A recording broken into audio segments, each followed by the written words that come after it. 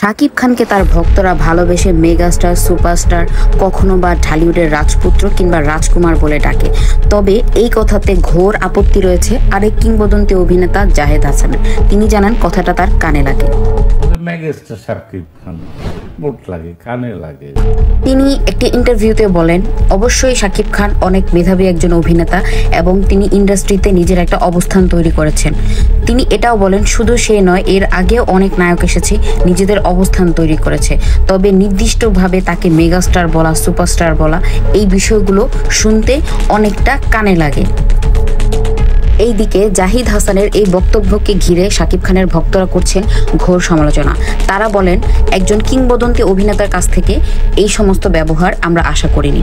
শাকিব খান অবশ্যই একজন মেগাস্টার, একজন সুপারস্টার, যিনি এতদিন ধরে ইন্ডাস্ট্রিকে টেনে নিয়ে যাচ্ছেন।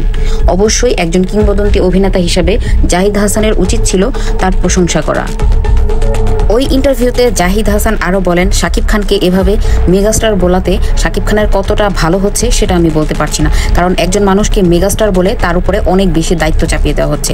এতে করে তার কতটুকু ভালো হচ্ছে সেটা আমি বলতে পারছি না। তো ভিউয়ার্স, শাকিব খানকে নিয়ে কিংবদন্তি অভিনেতা জাহিদ হাসানের এই মন্তব্যকে আপনি কিভাবে দেখছেন কমেন্টে জানান। Thanks for watching.